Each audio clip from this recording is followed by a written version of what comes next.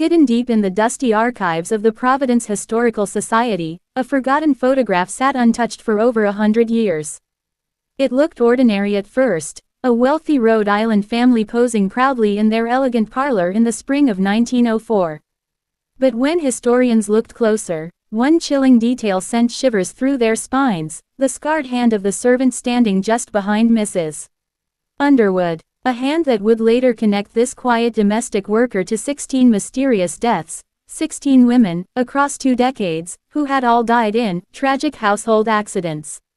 This is the story of Elizabeth Hayes, the woman history now calls the Widowmaker of Providence, and how a single photograph would finally expose one of America's most methodical and undetected killers. Before we begin, make sure to subscribe to our channel and click the bell icon, so you never miss our deep dives into history's darkest mysteries. And tell us in the comments, what state are you watching from? We love hearing from mystery lovers across the country. Part 1: The beginning of the Widowmaker's reign. The year was 1904, and Providence, Rhode Island, was booming. It was the second largest city in New England, its wealth built on textile mills, jewelry factories, and busy shipping yards. Federal Hill and Benefit Street were lined with towering Victorian mansions, Gothic spires and wrought iron gates that screamed wealth and power. Gas lamps flickered along cobblestone streets, their glow mixing with the sharp smell of coal smoke and salty air from Narragansett Bay. Horse-drawn carriages rattled beside the occasional sputtering motorcar. Providence was modernizing, but its roots in the old world still clung tightly. At the center of this growing empire was the Underwood family. Jonathan Underwood, 43, was the perfect example of the self-made man. He had built his fortune manufacturing precision instruments for the booming railroad industry. His workshop on South Main Street employed more than 60 men, producing the brass gauges and mechanical parts that kept America's trains on time. His wife, Beatrice, 38, came from old New England money. Her father had been a whaling captain out of New Bedford, later retiring with a tidy fortune in textile investments. Their home on Federal Hill was massive, 3 stories of polished wood, stained glass windows, and bay windows that caught the afternoon sun. But such a home required constant work.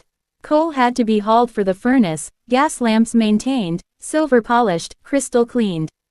By 1904, keeping servants was becoming a challenge. The younger Irish and Italian immigrant women who once filled these jobs were leaving for better pay, and more freedom, in the textile mills. So, in March of that year, Beatrice placed an ad in the Providence Journal. Greater than, wanted, experienced housekeeper for prominent Federal Hill family. Must be of good character, with references. Generous wages for suitable candidate. That ad would bring Elizabeth Hayes to their door. She arrived on a gray March morning, a small leather satchel in one hand, dressed in a plain black gown that spoke of respectability and mourning. Elizabeth appeared to be in her early 40s, her hair streaked with gray and pulled back tightly.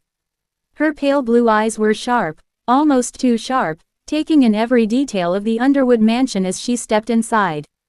Her references were impeccable, written on expensive stationery from wealthy families in Boston and Hartford.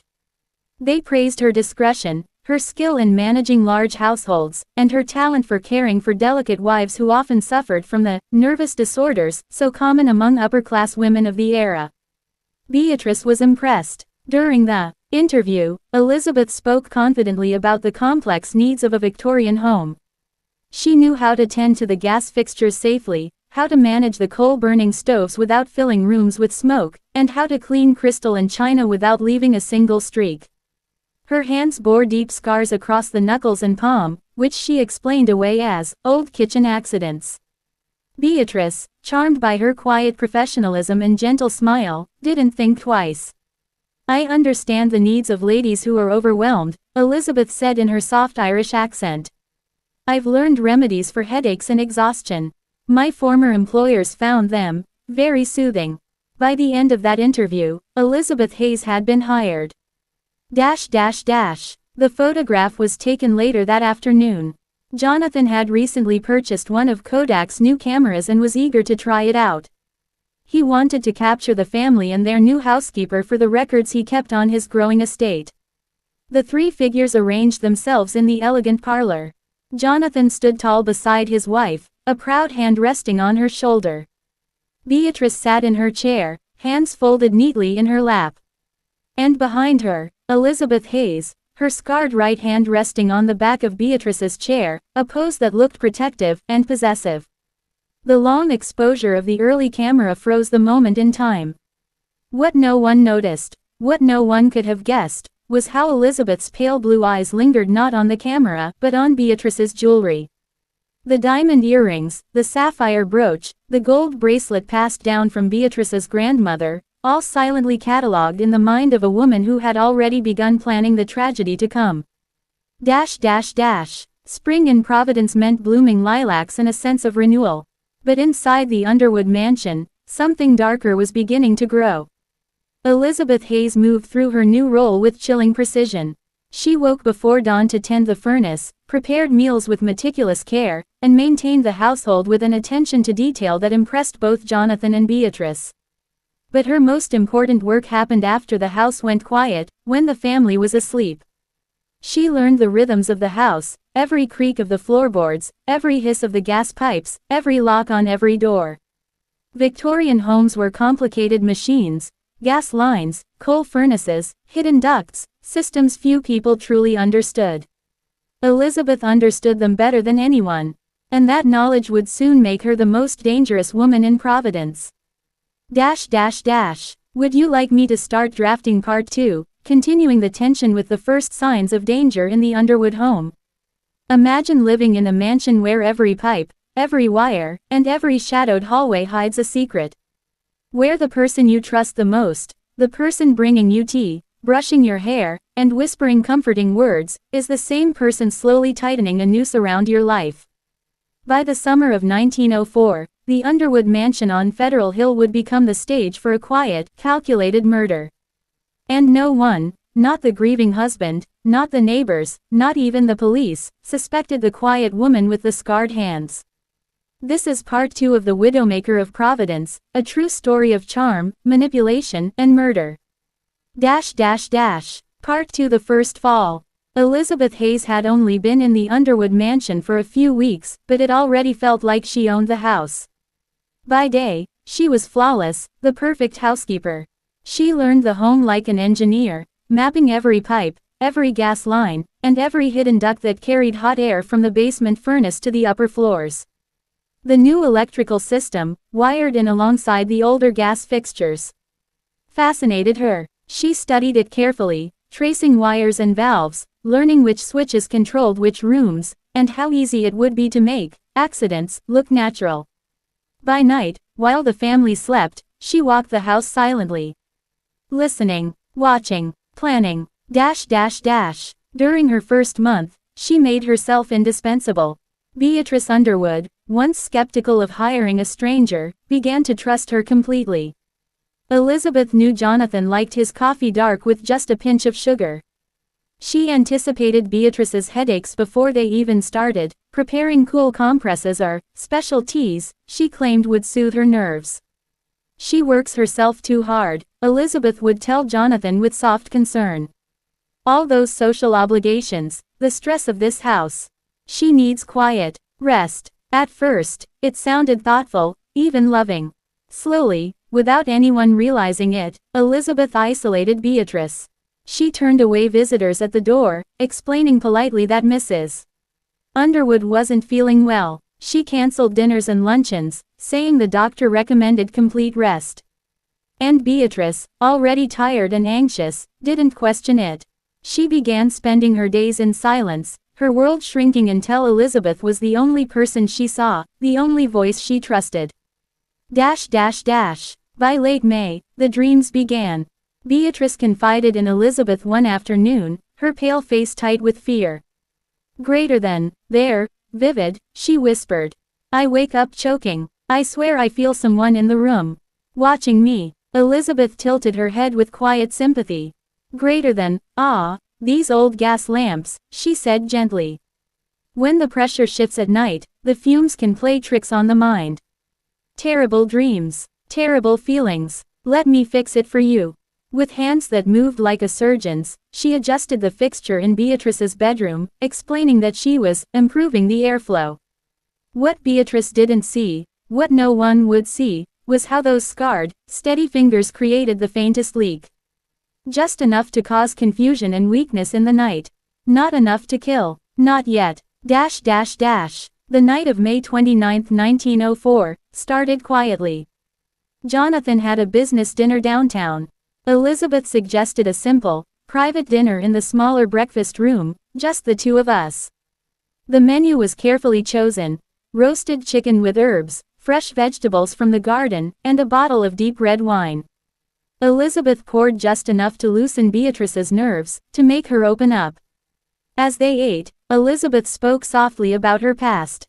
Greater than Mrs. Livingston in Boston, she was so much like you, she said, voice heavy with false sadness. Refined, intelligent, but the pressure, the constant need to be perfect, it broke her. She never found peace, until the end. Beatrice, comforted by the wine and the quiet intimacy, shared her own fears. The pressure to host, to smile, to keep Jonathan's business relationships thriving. The sense that her life, her very self, was slipping through her fingers. Elizabeth listened like a confessor. And when she reached across the table, resting her scarred hand gently over Beatrice's, it felt like the only comfort left in the world. Later that evening, Elizabeth helped Beatrice prepare for bed. She brushed her hair slowly, methodically, every stroke a lullaby. When she left, the gas lamp burned with its steady, soft glow, shadows dancing across the wallpaper. Elizabeth paused at the doorway, her eyes calm, her voice quiet. Greater than, rest now, my dear. Tomorrow will feel brighter. Then she disappeared into the servants' wing. The next morning, the scream shattered the quiet. Neighbors rushed to the Underwood mansion to find Elizabeth kneeling at the bottom of the grand staircase, Beatrice's body cradled in her arms. The elegant silk nightgown was twisted and stained, her neck broken. Her beloved gold bracelet was still on her wrist. Her diamond earrings and sapphire brooch, however, were gone. Elizabeth's grief was convincing. She sobbed uncontrollably, rocking back and forth. Greater than, I should have heard her. I should have helped her. Oh, God, why didn't I hear her? When Jonathan arrived, breathless from the urgent telegram, Elizabeth was still there, her dress streaked with blood, tears carving lines down her pale cheeks. The police arrived shortly after dawn. Detective Captain William Brennan, a seasoned officer who had seen his share of domestic tragedies, surveyed the scene. To him, it looked like a familiar story. Another wealthy woman, another steep Victorian staircase, another accident in a house filled with gas and unpredictable wiring. The report was simple. Mrs. Underwood, likely restless in the night, had left her room.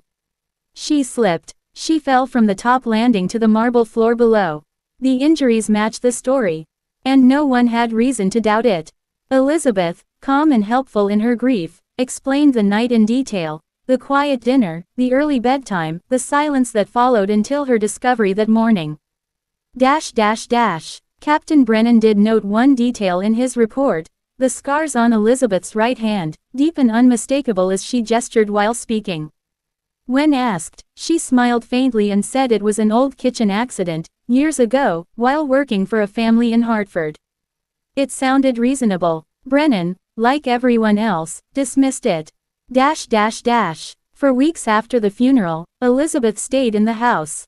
She handled the condolences, kept the home running, and provided quiet comfort to the grieving widower.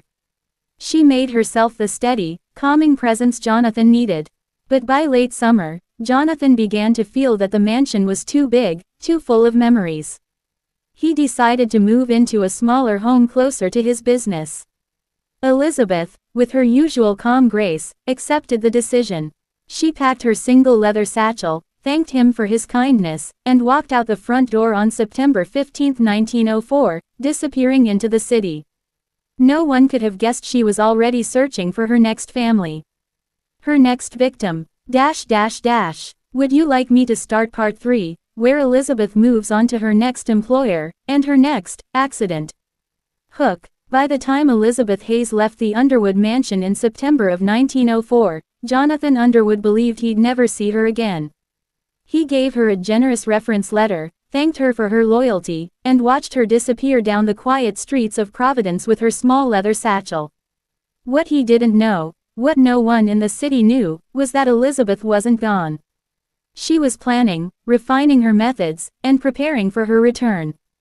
This is part 3 of The Widowmaker of Providence, the story of how a quiet woman with scarred hands turned domestic service into a weapon of silent, calculated murder. Part 3 Patterns in the Shadows. After leaving Providence, Elizabeth spent nearly 2 years in Hartford, Connecticut.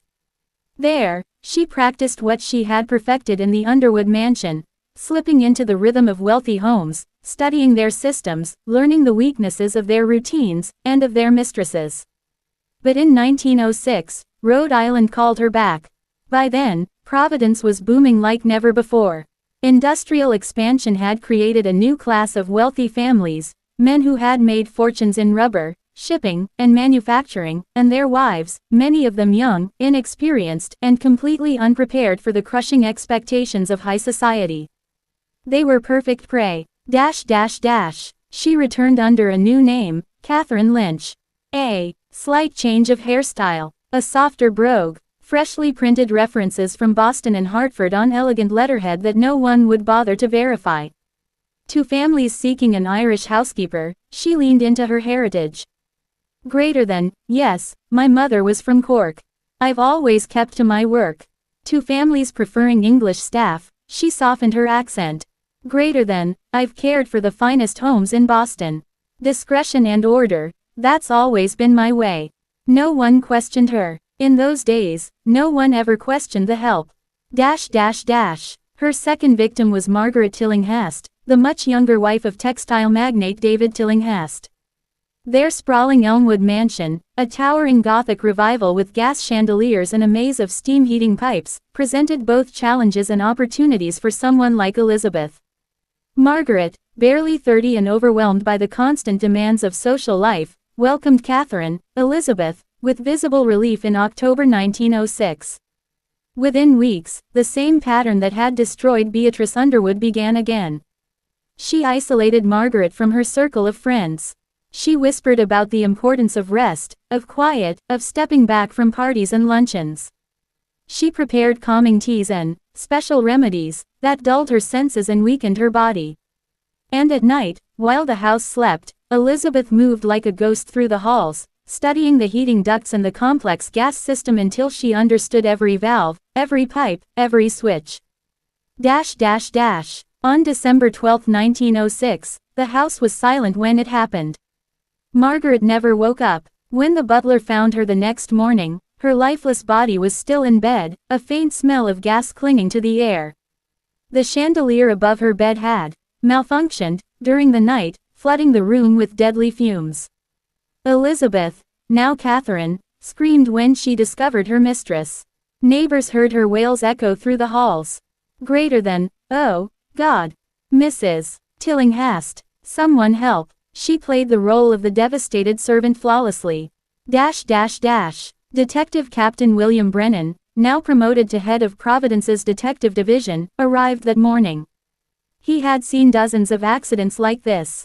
Gas leaks were common killers in wealthy homes during the winter, when windows were sealed tight against the cold. His initial inspection confirmed what experience told him. The fixture had failed. The gas filled the room. Margaret never had a chance. Elizabeth stood by, trembling but calm enough to answer his questions. She even mentioned that she had noticed the gas flickering strangely the night before and had planned to recommend a repairman.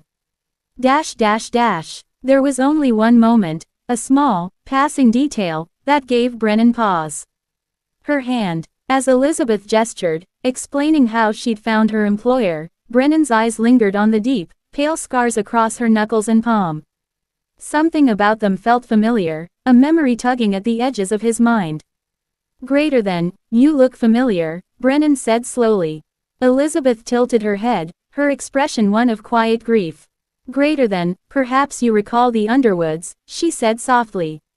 Poor Mrs. Underwood, such a terrible fall. I was there, helping Mr. Underwood through it. You and your men were so kind during the investigation.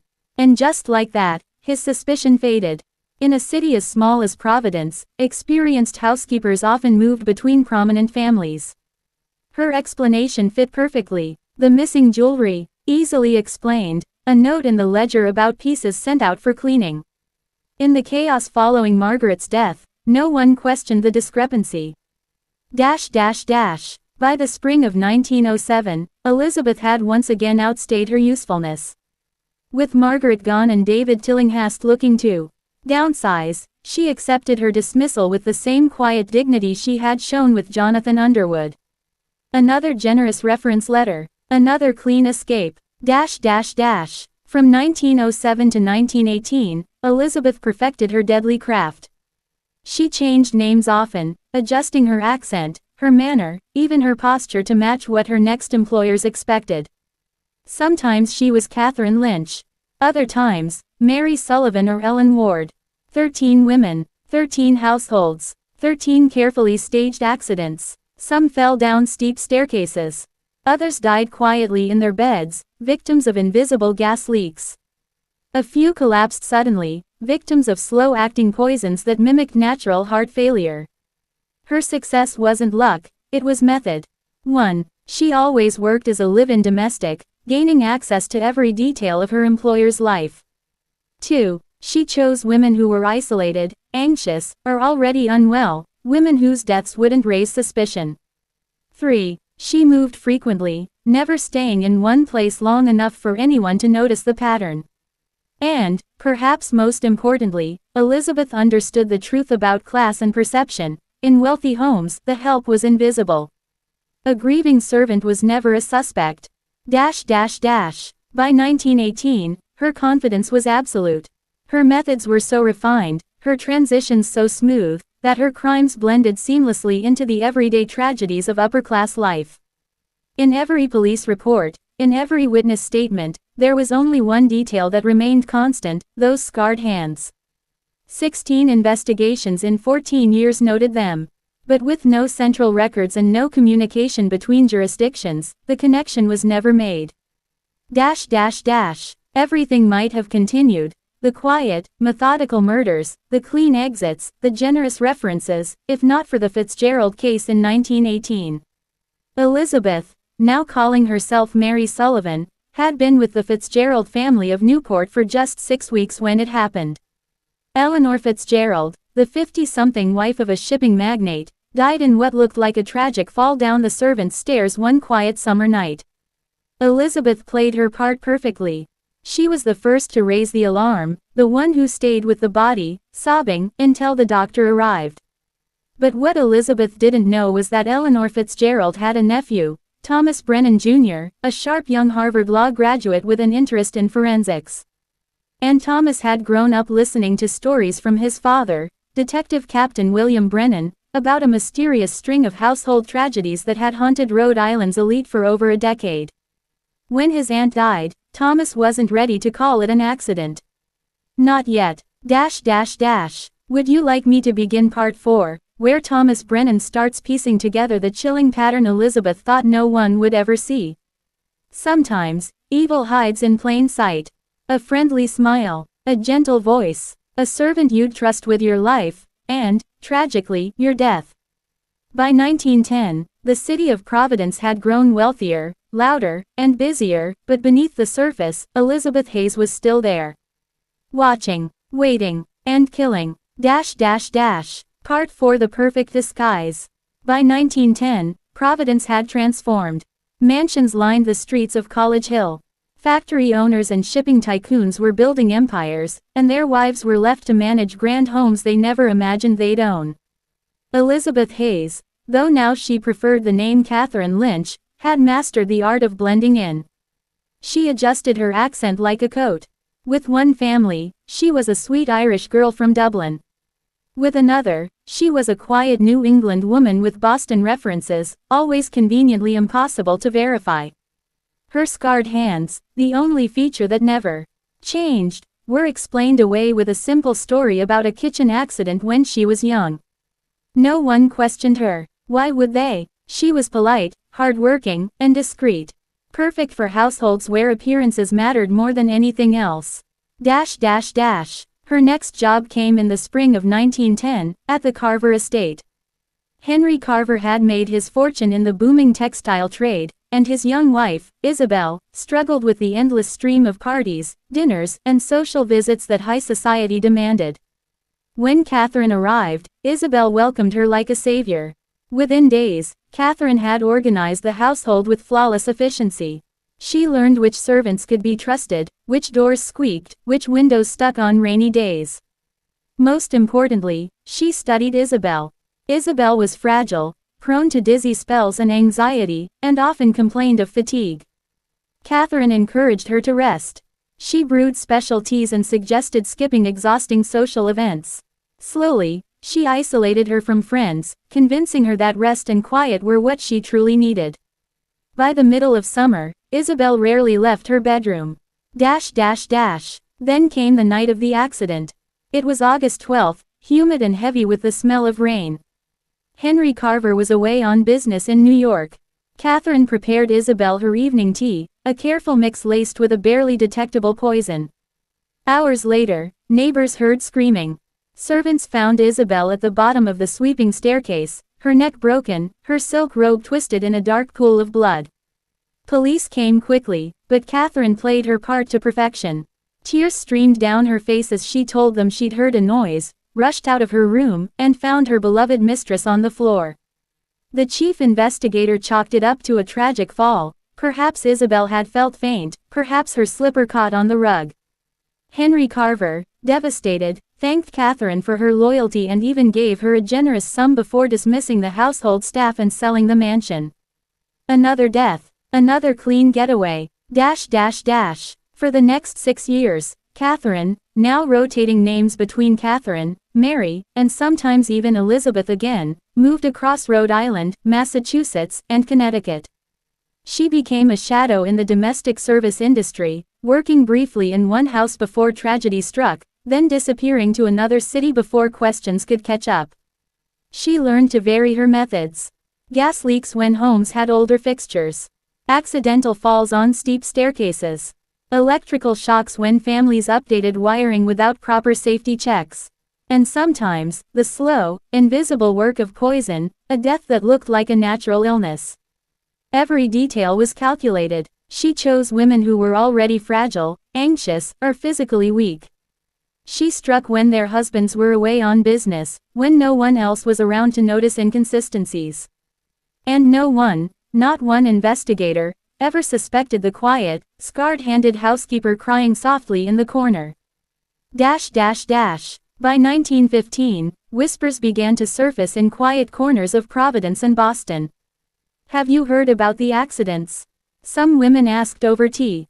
So many young wives, falls, fevers, gas leaks. It's dreadful. But the whispers never reached the police. Each death was treated as an isolated tragedy. Records weren't centralized, and no one connected the dots. Catherine understood this better than anyone. She was careful to never stay in the same city too long. She burned letters, cut ties, and left no trace except for glowing reference letters written by grieving husbands praising her loyalty and kindness. She was invisible, untouchable. Then came 1918, and with it, a sense of unease.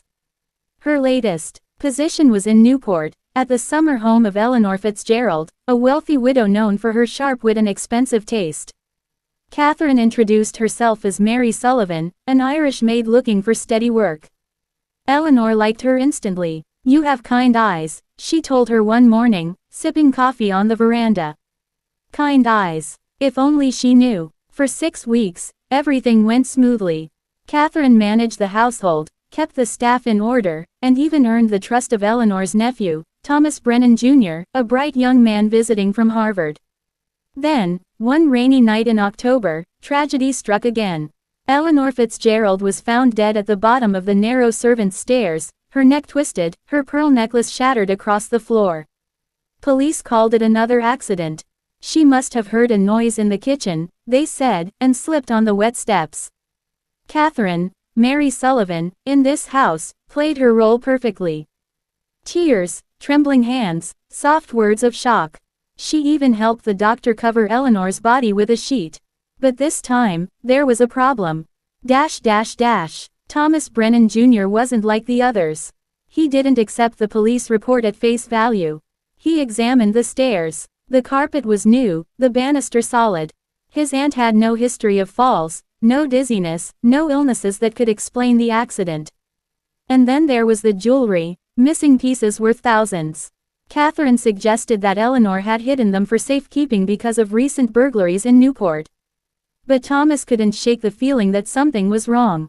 He remembered the stories his father, Detective Captain William Brennan, had told him years ago. Strange accidents, rich wives, always when the husbands were away. And always, a servant. As Thomas quietly began digging, Catherine sensed the shift. She noticed his sharp eyes watching her when she moved through the house, his polite but probing questions about her past employers. For the first time in years, she felt something she hadn't felt since that March day in the Underwood house. Not fear, not yet, but the creeping sense that her perfect disguise might finally be cracking. Would you like me to keep the rising tension in part 5, where Thomas starts piecing together the pattern and Elizabeth's careful world begins to unravel? Every predator eventually slips, every mask eventually cracks, and in the autumn of 1918, Catherine, or Mary, or Elizabeth, finally made her first mistake. Part 5 The Hunter in the Shadows. Thomas Brennan Jr. had grown up in a house where crime was dinner table conversation. His father, Detective Captain William Brennan of the Providence Police, believed two things. 1. That every criminal, no matter how clever, left a pattern. 2. That patience would always expose them. And now, standing in his late aunt's Newport mansion, staring at the bloodied bottom stair of the narrow servants' staircase, Thomas knew. This wasn't an accident. From the very first moment after Eleanor Fitzgerald's death, Catherine felt the difference. She'd perfected her role for nearly 2 decades, tears when needed, silence when appropriate, loyalty so convincing it earned her trust everywhere she went. But Thomas was different. His politeness had a sharp edge. He didn't look at her the way grieving relatives usually did. He looked through her. The house quieted after the funeral. Servants whispered, unsure if they still had jobs. The Fitzgerald family lawyer handled the paperwork. But Thomas stayed. He spent long nights in the library, poring over old correspondence, bank ledgers, and staff lists. Catherine, meanwhile, began preparing her exit. She'd done this before, slip away before questions got too sharp. Start over in a new city with a new name. But this time, leaving felt dangerous. Because Thomas wasn't just suspicious. He was watching her every move. One evening, Catherine found him in the pantry, staring at a broken bottle on the floor. I dropped it, she said smoothly. Butterfingers. Always have been. Thomas didn't respond. He just tilted his head, studying her. His gaze lingered, not on her face, but on her hands. The hands with faint, faded scars. I've seen scars like those before, he said quietly. From burns. Deep ones. You must have had a hard life. She smiled, calm, rehearsed. Yes, sir. Long ago. But inside, she felt it. The flicker of something she hadn't felt since that March night with the Underwoods. Fear. By November 1918, the world was changing. The Great War had ended. Celebrations erupted in the streets of Providence and Newport. Bells rang. Parades filled the air with music. But inside the Fitzgerald mansion, tension grew colder by the day. Thomas had started asking questions. Quietly at first, to the servants, to neighbors, to the family attorney. Where did she work before here? Did she have references? Did anyone actually meet her previous employers? The answers were vague, always the same. Families Catherine had worked for, had moved. Letters of recommendation, glowing, almost poetic, were unsigned or smudged. The deeper he dug, the more he found nothing. Then, one cold night, Thomas slipped into the small attic room where Catherine slept. She wasn't there. The room was bare except for a small trunk at the foot of the bed.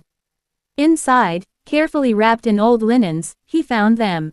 A folded letter of recommendation from the Carver estate, dated 1910. A worn brooch with dried blood under the clasp. And, at the very bottom, a yellowed newspaper clipping from March 1899, the Underwood tragedy. When Catherine returned, she knew instantly something had changed. Thomas didn't confront her right away. Instead, he watched her closer than ever. He tested her, left small things out of place in the kitchen, lied casually about when he'd be leaving the house, pretended to write letters by the fire just to see how she'd react. And slowly, she realized, he knew. Her instinct screamed at her to run. To vanish, as she had dozens of times before. But something kept her there, a mix of pride and a strange, icy rage. For nearly 20 years, she had been perfect. Untouchable, invisible, she wouldn't run from a boy. On the night of December 3, 1918, the house was silent except for the ticking of the grandfather clock in the hallway. Snow drifted softly against the windows. Thomas sat in the library, reading. Or at least pretending to. Catherine stood in the kitchen, knife in hand, her breath steady. She told herself this would be the last time. One more accident, one more tragedy, but Thomas was ready. When she stepped into the library, the knife hidden in her apron pocket, he looked up calmly. "You've been doing this a long time, haven't you?" he said. His voice wasn't angry, it was almost cold. For a moment, Catherine said nothing. Then, slowly, she smiled. "You should have stayed in Boston," she whispered.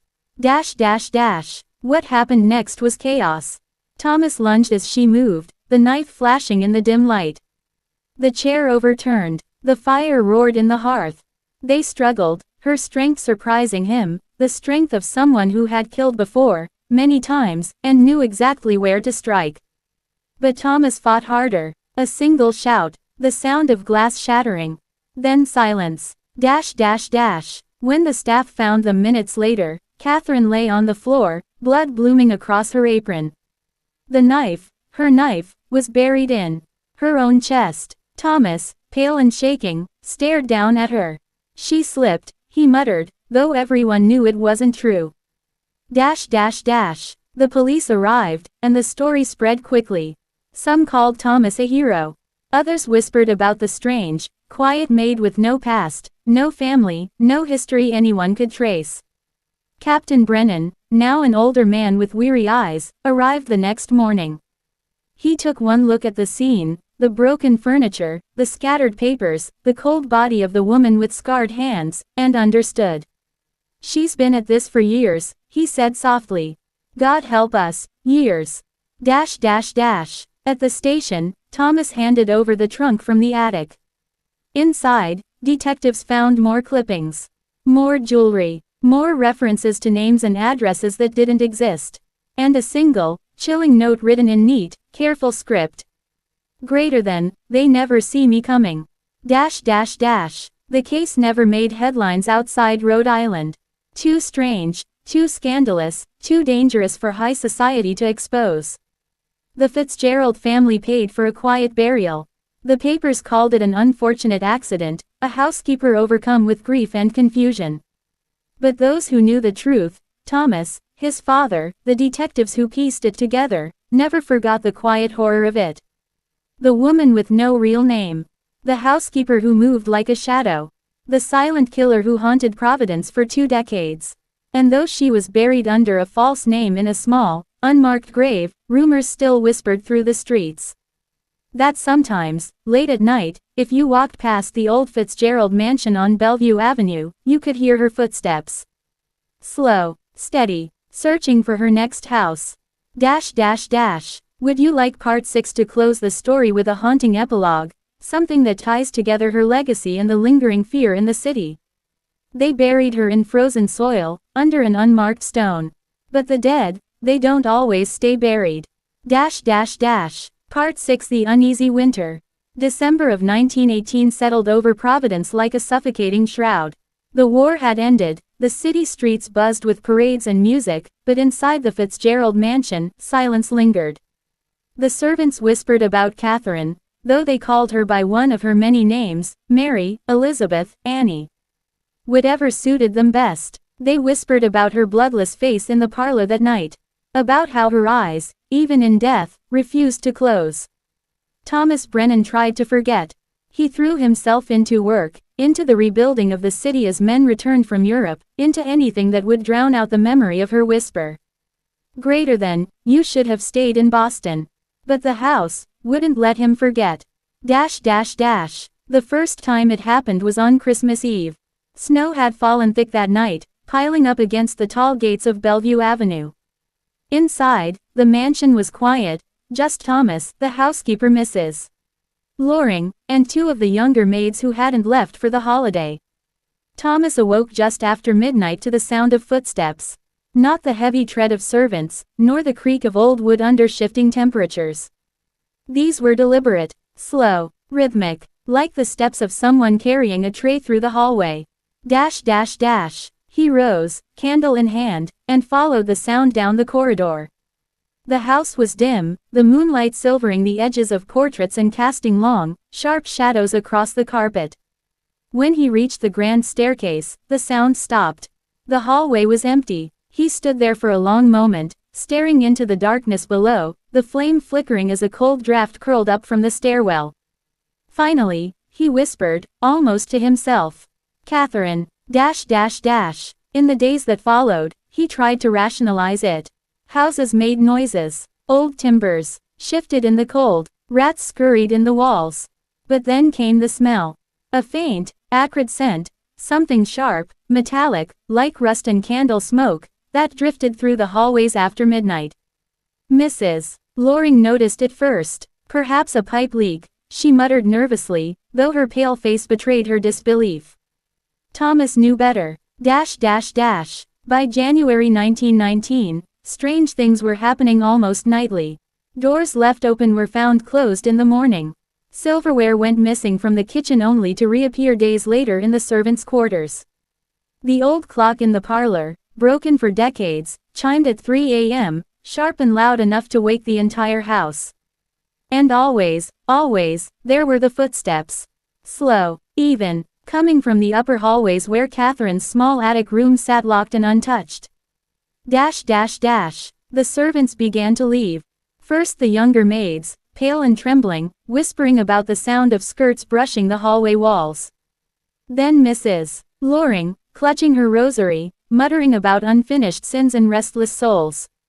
By February, the house was empty. Except for Thomas. He spent his days at the police station, working alongside his father. But nights he wandered the mansion, lantern in hand, searching. He started keeping a journal. Neat, precise notes in a steady hand. Greater than January 12, 1919 footsteps at 2:14 a.m., upper hall. Smell stronger. January 27, 1919 voices. Couldn't make out words. Sounded like laughter. February 9, 1919 dreamed of her standing by the library fire. Woke to find ashes scattered across the rug. Each entry darker than the last. Then, one stormy night, Thomas awoke to the sound of the front door unlocking itself. He ran down the stairs, the lantern swinging wildly in his hand, and froze at the bottom step. The heavy oak door was wide open, snow blowing into the foyer. And standing just beyond the threshold, half hidden in the blizzard, was a figure. Small, thin, wearing a maid's uniform. Catherine, he whispered, his breath fogging in the icy air. The figure didn't move, didn't breathe, just stood there, silent, her face obscured by shadow. Then, in the flickering light of his lantern, her head tilted, slow, unnatural, bird-like. The door slammed shut. Thomas didn't sleep that night. By dawn, he had convinced himself it was exhaustion, hallucination from too many sleepless nights. But deep down, he knew better. Because when he finally worked up the courage to check the snow outside the door, there were footprints. Bare feet, leading away from the house. By March, he stopped leaving the mansion entirely. His father begged him to stay in Providence, to let the house rot, to forget her. But Thomas couldn't. "She's here," he whispered one evening in the station, his eyes hollow, bloodshot. "She's still here. The city had its own theories. They said Thomas had gone mad, haunted by guilt and tragedy. That the long nights and isolation had broken something inside him. But those who knew, the detectives who had read the old clippings, the priests who'd been asked to bless the Fitzgerald estate, they spoke of something else. A spirit bound not by love or loss, but by hunger. Late in March, during the year's last storm, neighbors swore they saw candlelight flickering through every window of the mansion. And just before dawn, a scream tore through the quiet of Bellevue Avenue. Sharp, piercing, then silence. When the storm cleared, the mansion was still. Snow draped the gardens, icicles hung from the eaves, and no footprints led to her from the door. But in the upper attic window, the room that had been locked since the night of the struggle, something moved. Just for a moment. A shadow. Thomas Brennan Jr. was never seen again.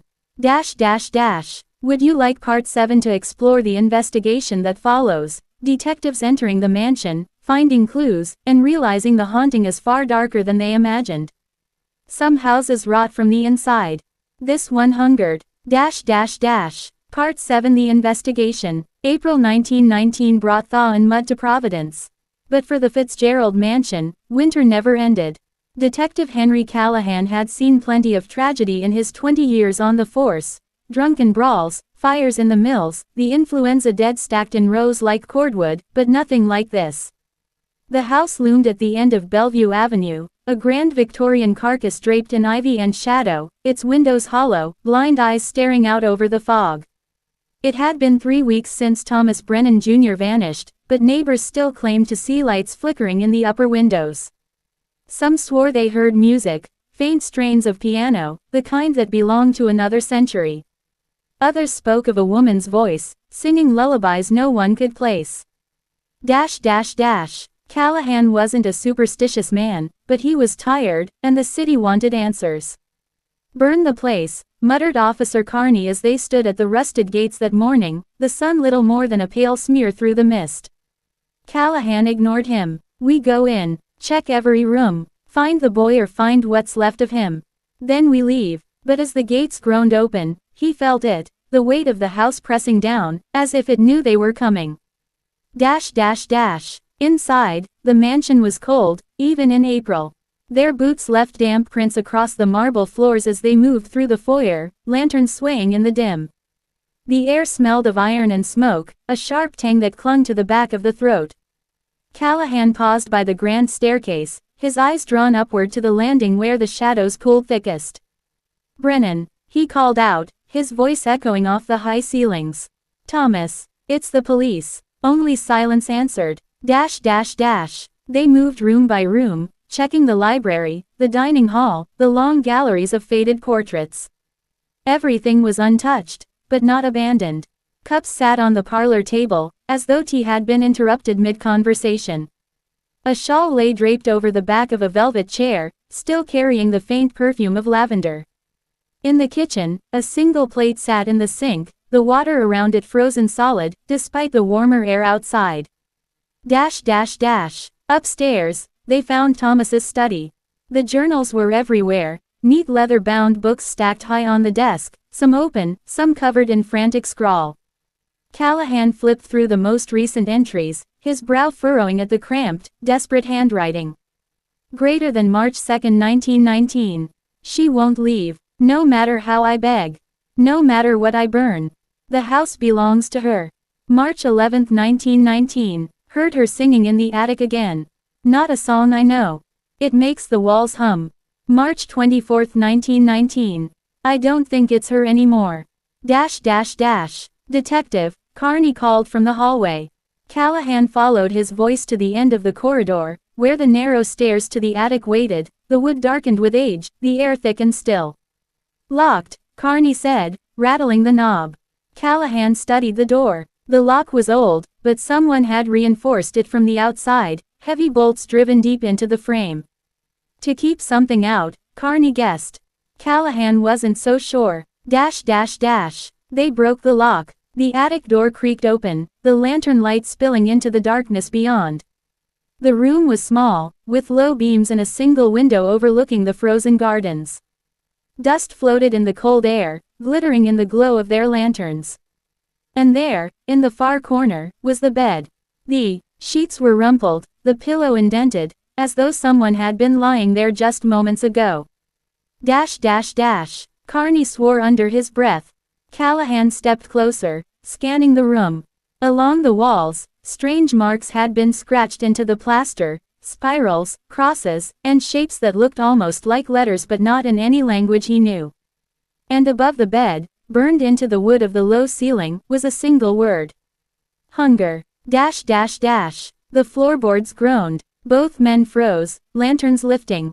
The sound had come from the far end of the attic, where the shadows clung thickest. Something shifted there, just out of reach of the light, a faint rustle, like fabric brushing old wood. Thomas. Callahan tried, though his voice was a rasp now. No answer. Then, from the dark, came a whisper. Not quite a voice, but close. Greater than, stay. The lantern flickered. The air turned sharp, cold enough to sting their lungs, and the shadows seemed to move, curling inward like smoke. Back, Callahan ordered, but Carney was already stepping forward, eyes wide, caught by something neither of them could see. Carney. The attic slammed dark. When Callahan's lantern flared back to life, Carney was gone. No sound, no struggle, just the echo of retreating footsteps on the floorboards, fading down the stairs. Callahan stumbled after them, heart pounding, shouting his partner's name. But the house swallowed the sound. By the time he reached the main floor, the front door hung open, the spring air spilling in.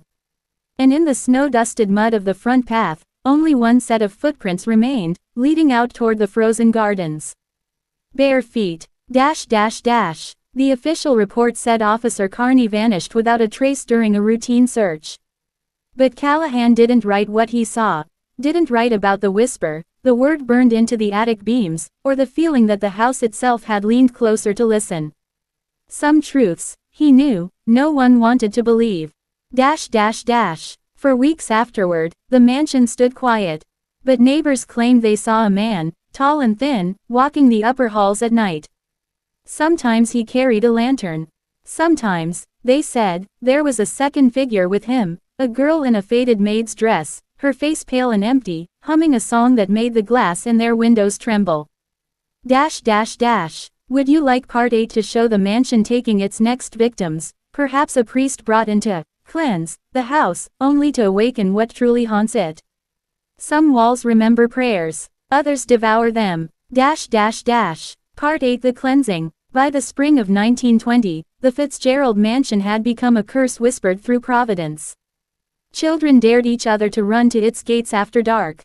Men in bars told stories of the officer who vanished inside, their voices dropping to hushed tones. No one stayed near the house after sunset. Except for Father Declan Ward. Ward was a man of faith, though faith had not been kind to him. At 57, his hair was more silver than black, his hands rough from years of holding rosaries tighter than the hope they promised. When the diocese asked him to bless the cursed house, he didn't hesitate. A house is wood and brick, he told the bishop. It is the souls inside that suffer. But even as he said it, a part of him, the quiet, instinctive part that had whispered warnings all his life, told him this house was different. The mansion greeted him with silence. The April air was damp, heavy, clinging to his collar as he pushed through the rusted gates. The path up to the porch was uneven, broken by weeds and the roots of dead trees twisting like veins beneath the soil. The front door was ajar, waiting. Inside, nothing had changed.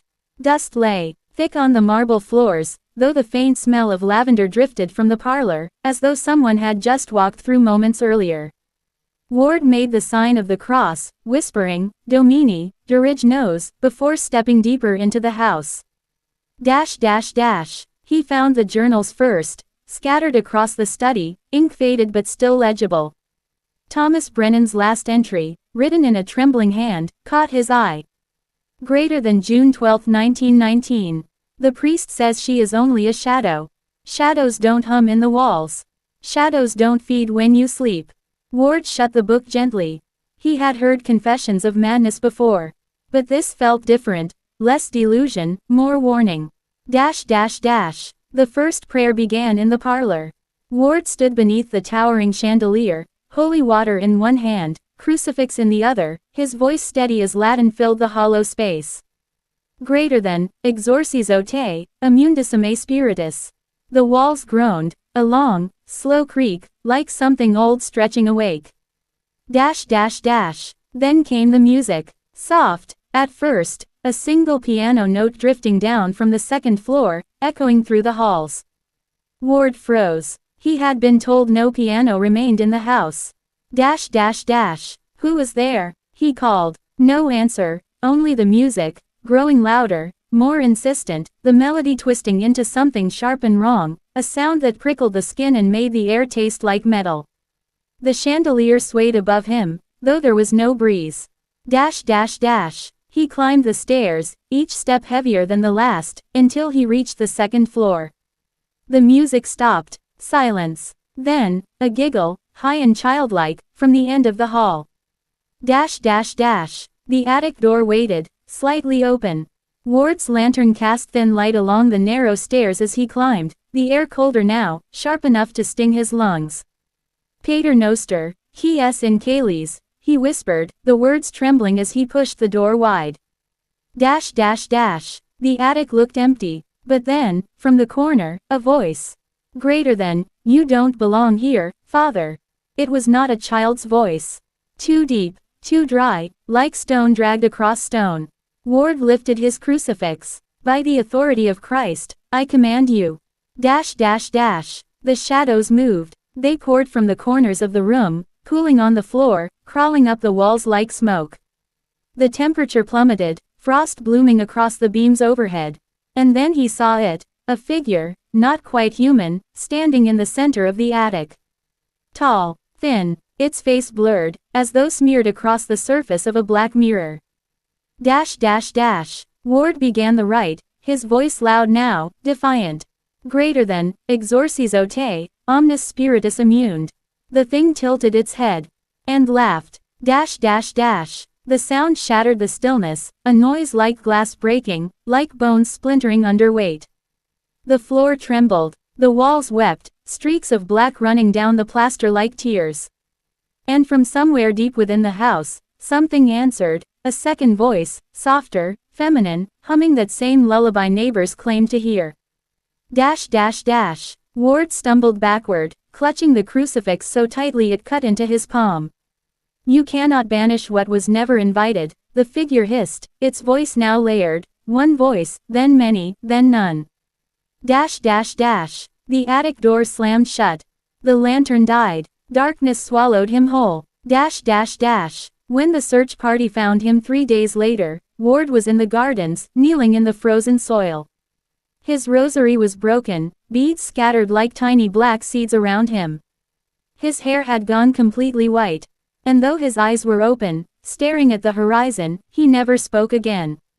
The diocese sealed the mansion after that. Boards across the doors, iron chains on the gates.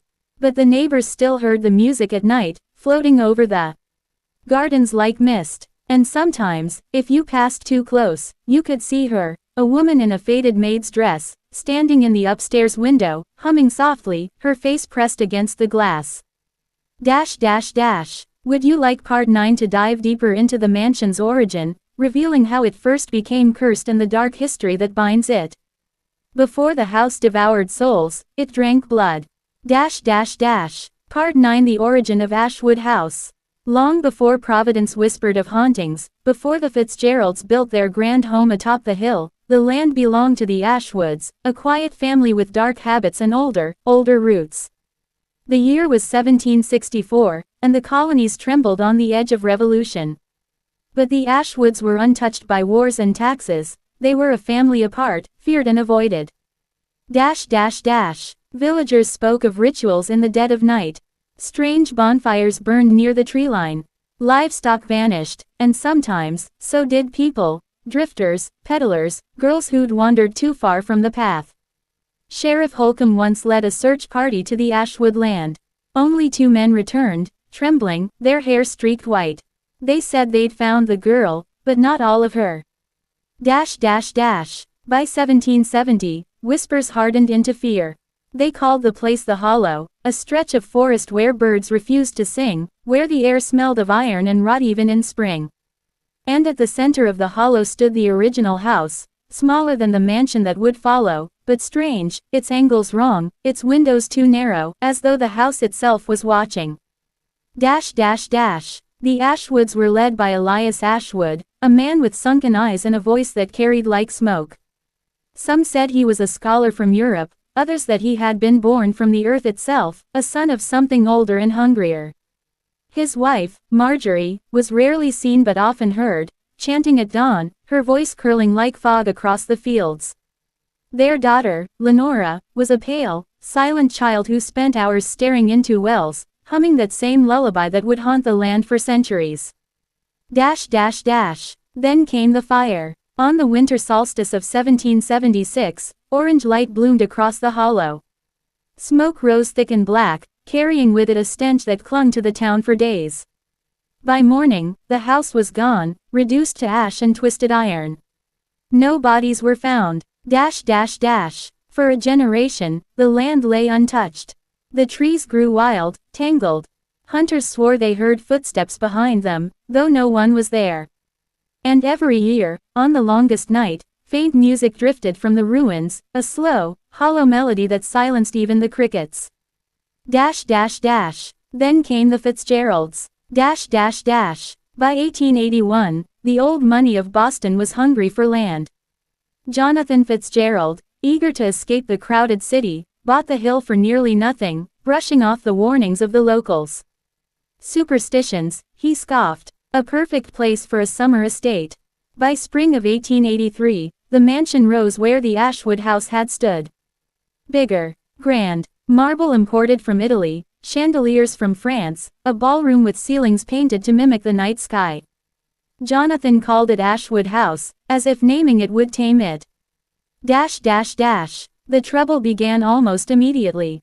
Servants whispered of cold drafts that crept along the halls, of doors that opened and closed by themselves, of voices that sang to them when they were alone.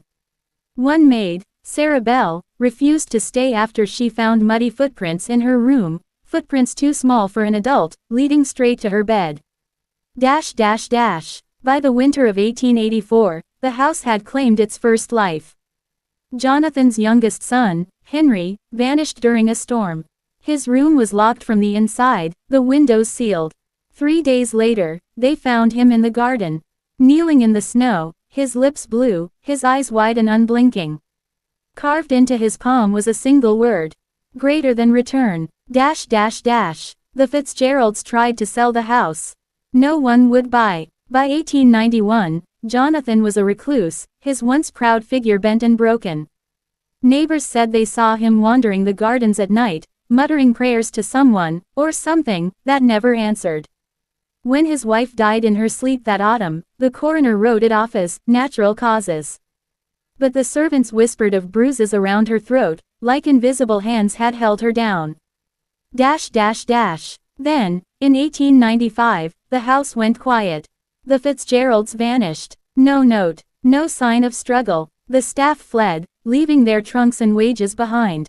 And so Ashwood House sat, empty and waiting, until the turn of the century.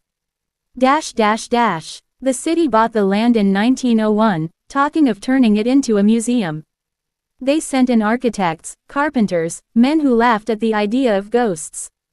By the end of that summer, 3 men were dead, each found in different rooms, their faces twisted into masks of terror.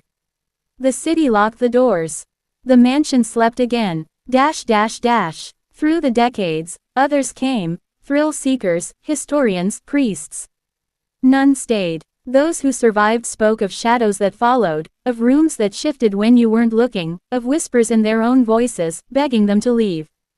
And always, somewhere deep within, that same lullaby, soft and sweet. Greater than, sleep, little sparrow, sleep. Dash dash dash. By the time Father Declan Ward crossed the gates in 1920, the house had already grown hungry again.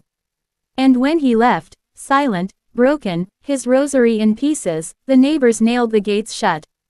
They said it was to keep people out. But the old women in town knew better. It was to keep something in. Dash dash dash. Now, in 2025, the house still stands. Boarded windows, collapsed roof, weeds taller than men in the garden. And yet, at night, the light of a single candle flickers in the attic. No one admits to going inside. But everyone agrees on one thing. The house is waiting. Dash dash dash. Would you like part 10, the final, terrifying conclusion, to fully unleash the mansion's darkest secret and end the story in a climactic, horrifying twist? The house had always been hungry. Tonight, it would feast. Dash dash dash. Part 10, the last night at Ashwood House. The night began with rain. Not the soft drizzle that soaked the streets of Providence every spring, but a violent, unrelenting downpour, as though the sky itself was trying to wash something unholy from the earth. Ethan Cole stood at the gates of Ashwood House, staring up at its silhouette against the blackened clouds. He'd been warned. Every town elder, every newspaper archive, every tremor in his own gut had screamed at him to stay away. But history had always been his weakness. And this house was the ultimate prize. Just one night, he whispered to himself, his flashlight trembling in his hand. One night to document everything. One night to prove it's just a story. The gates groaned as they opened, though he hadn't touched them. Dash dash dash. Inside, the house was a tomb. Dust coated every surface. The air was thick, stale, and damp, carrying that same iron scent that had been recorded for centuries. His camera blinked red as it powered on, its faint hum filling the silence. Room by room, Ethan muttered, his voice shaking as if saying the plan aloud could anchor him to reality. The foyer greeted him with portraits, faces long gone but painted so vividly they seemed to watch. One, a pale girl with coal black eyes and a locket at her throat, seemed to smile as he passed. Dash dash dash. Hour 1. The house was quiet, too quiet. Every room Ethan entered felt colder, as though he were descending deeper into something alive. His camera caught flickers, quick, darting shadows, but when he turned, nothing was there. The ballroom, once grand, was now hollow. The ceiling mural had faded, but when his light swept across it, the painted constellations shimmered, as if freshly brushed onto the plaster. And then, from somewhere upstairs, came the music. A soft, lilting lullaby. Greater than, sleep, little sparrow, sleep. His blood turned to ice. Dash dash dash. Hour 2. Ethan's notes grew frantic. Greater than sound recorded at 2:15 a.m. Female voice. Origin. Second floor. No visible source. Temperature drop. 12 degrees in less than 1 minute. Camera static intensifying. Battery draining faster than expected. The hallway leading to the attic felt wrong, as though the walls themselves were narrowing, closing in with every step. Halfway up the stairs, his flashlight sputtered. For an instant, the house was plunged into darkness. And in that darkness, someone whispered his name. Dash dash dash. Hour 3. The attic was the source. He knew it before he reached the door. Scratched into the wood, deep, desperate gouges, was a single word. Greater than return. The door creaked open, and the smell hit him first, not just decay, but something older, something ancient. His light found the center of the room. A circle, drawn in ash and bone. And at the very heart of that circle, a small wooden box, cracked and blackened by time. His hands trembled as he lifted the lid. Inside, nestled on rotted velvet, was a child's locket. The same locket from the portrait. The moment his fingers brushed the cold metal, the house woke up. Dash dash dash. The air erupted with screams, a cacophony of every soul the house had ever devoured, shrieking in agony. The walls pulsed, the floorboards buckled, and the very foundation groaned like a beast roused from sleep. Ethan staggered back, clutching the locket, his camera swinging wildly as lights burst across the attic. Faces, dozens, hundreds, blinked in and out of existence, their mouths moving but their voices drowned by the roar. Then, silence. And from the far corner of the attic, Lenora Ashwood stepped forward. She was exactly as the portraits had shown, pale, fragile, her black eyes bottomless voids. "You shouldn't have come," she said, her voice as soft as the lullaby. Ethan's throat tightened. What is this place? What are you?" Lenora tilted her head, the faintest smile curling her lips. We were here long before the Ashwoods. Before the town. Before the trees. The floor trembled beneath them, and the house seemed to exhale, a deep, guttural rumble that shook dust from the rafters. They built their home on our grave," she whispered. "And so we took theirs." Her gaze dropped to the locket in his hand. You woke us." Ethan stumbled backward, but the door slammed shut behind him. Shadows crawled up the walls, coiling like vines, sealing every exit. "You can leave," she said softly, "but the house won't let you." The camera in his hand flared white-hot, the lens cracking as static hissed.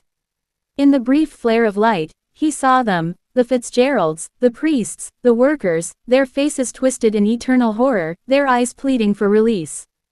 And then the light died. Hour 4. The town woke to silence. The storm had passed. The gates of Ashwood House were closed again, padlocked from the inside. No sign of Ethan Cole remained. Only his camera, lying in the weeds outside the gate, its cracked screen frozen on a single, static-filled frame. A pale girl, standing in the attic, holding out her hand. Epilogue. 2 weeks later, a local historian, curious about the disappearance, returned to the hill. The mansion, still rotting, still silent, seemed almost to hum in anticipation as he approached. When he reached the gate, the air grew heavy. And from the attic window, faint but unmistakable, came the sound of a lullaby. Sleep, little sparrow, sleep. The historian ran. Ashwood House remains abandoned. Or at least, that's what people like to believe. But every so often, late at night, lights flicker in the upper windows. And those who dare to stand too close to the gate swear they hear a voice, a child's voice, soft and sweet, promising the same thing to anyone foolish enough to enter. Stay with us. Forever. If you enjoyed this chilling journey through the cursed halls of Ashwood House, don't forget to like this video, subscribe to the channel, and turn on the notification bell so you never miss another terrifying tale. Drop your thoughts in the comments. What part of the story haunted you the most? And if you dare, share this story with your friends and invite them to spend a night with the darkness. Remember, the house is always watching.